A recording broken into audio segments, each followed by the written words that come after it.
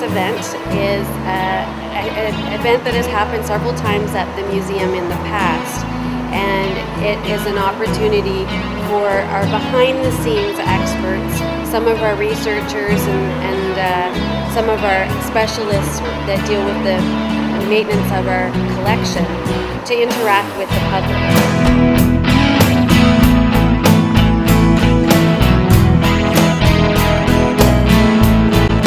Hi, my name is Alex Tirabasso. I'm a 3D production specialist at the Canadian Museum of Nature. And what I do is I use computer graphics with 3D animation to visualize science, to make entertaining graphics, and to communicate complex scientific stories for Canadians. So how do you get it to work 3D? You have to, I'm guessing, scan the fossils. Yeah, well, you have to scan the fossils first. That's done in our lab in the Canadian Museum of Nature. It comes to us, and then a laser literally scans it, and then we have these digital files that we handle and process to create the 3D model. And I knew that we had this 3D center. It wasn't until he was here at the Meet the Experts event that I really appreciated what incredible skill and background he brings to his work and to the value here at the museum. I think growing up, I wanted to be more of a scientist, whether get into biology or biochemistry. I love plants, I think I liked science too much, too many facets of it, and I couldn't really focus down on one thing, whereas getting into sort of scientific animations and scientific communication allowed me to kind of have the best of all sciences and be able to work with all the professionals. This is the skull, the reconstructed 3D virtual skull of Pohila darwini. Pohila darwini is a recently discovered 20 million year old animal up in the Arctic of Canada. These darker regions here that we see, these were the actual fossils found in the Arctic, fragmented, broken up like an eggshell, scattered all over the sand. And what we did is we scanned it in 3D and virtually put it together like a puzzle, put it all back together using the 3D software. That 3D print, a physical replica of that Pohila darwini skeleton, is a derivative. It literally came from this 3D model. So we built the 3D model virtually, reconstructed it, and because of that we were able to create something called a 3D print, a clone of this creature, so that it could be used in exhibitions, physical display. People can see it in a realistic setting. Once you have it in 3D, once you have this 3D graphic, you sort of have it, I like to say, in an eternal state, because it is a permanent model, and from there you can do so many things with it. The 3D graphics that you have now will be 3D graphics that you have 10, 20, 30 years from now. If children have an interest in something in particular, then they're able to meet somebody who studies that and learn that there is career potentials. There are real jobs for people who want to study paleontology. I know when I was a child, my only career ideas were possibilities that I had been exposed to. So you don't know what's possible until you meet people who do these things. My name's Danielle Fraser. I'm doing my PhD at Carleton University. And what I'm really looking at is the relationship between the number of species, the climate, and their diet. So I look at different fossil organisms and I try to figure out what they're eating. This is the moose. So moose generally eat a lot of tree leaves. Moose are a little bit weird. They also feed on some aquatic vegetation. So what they'll do is they'll eat things like lily pads.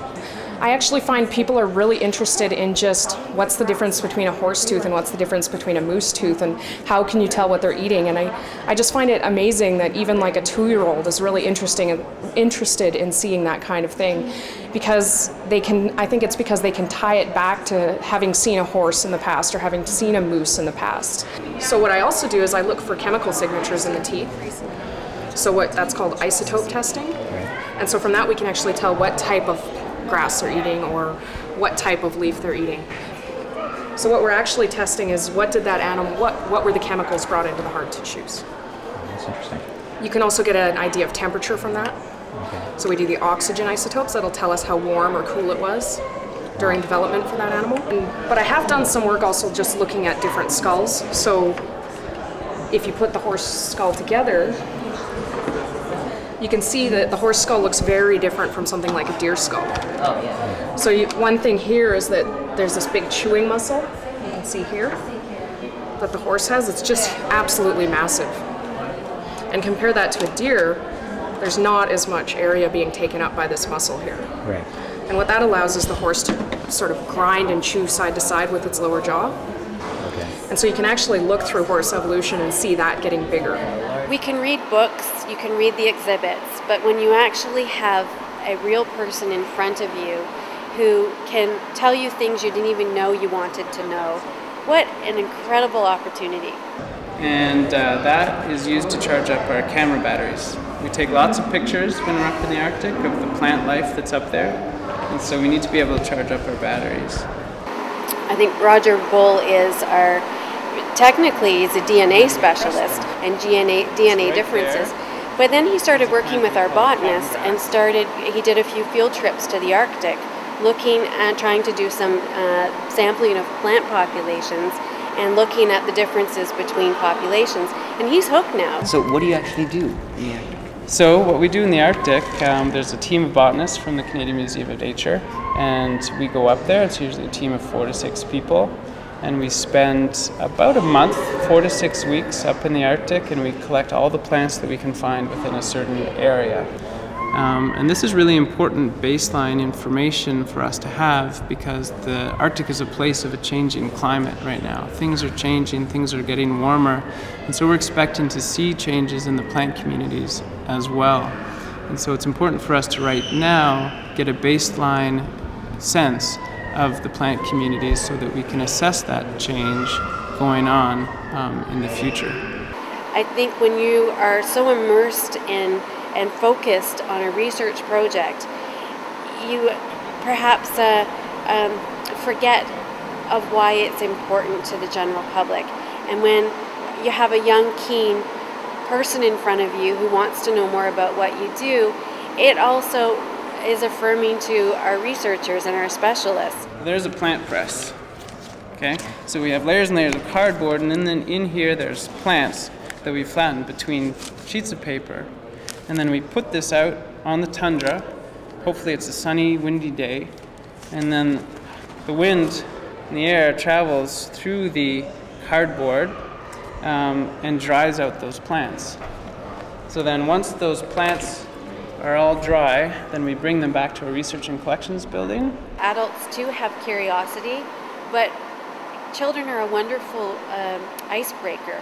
That children can start asking questions that maybe the adults thought about but didn't ask, and having access to the expert right beside you to be able to ask those questions it's so unique, and it's such a great way to, I think, inspire people to be curious.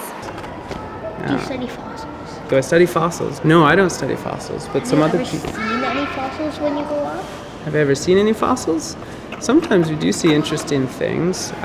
Once I found a little arrowhead, which would have been an old ancient Inuit arrowhead. So you haven't saw any bones of like things in the Ice Age?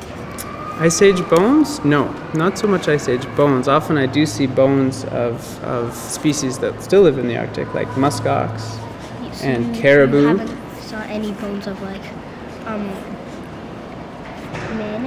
woolly mammoth? Woolly mammoth? No, I've never seen a woolly mammoth bone up in the Arctic. Sure. So I get to both work in the DNA lab, I get to come here to the downtown building and interact with the public, I get to go up to the Arctic and do research there. It's just a fascinating combination of so many different things. So I'm going to give you guys my Meet the Experts trading card. Okay, this is my very own trading card. The trading cards that we developed were really to showcase the specialists and the expertise in their research, and to bring highlight to it. We celebrate our athletes, but we often don't celebrate our scientists. And an athlete, of course, takes years to develop their skills. Like our researchers, it's their whole life. They can't just turn it on because somebody wants them to study ants. It's a whole career invested in studying what they study. So we really wanted to celebrate those people and celebrate the skills that they have. So it's one of my favorite weekends to be here because there's so many kids who are just really interested to meet you and ask all kinds of questions about the work that you do. In terms of thinking about why should we be interested in science, when you meet people who dedicate their life to it, you get a different perspective on what motivates them, what keeps them excited about what they're learning and what they do.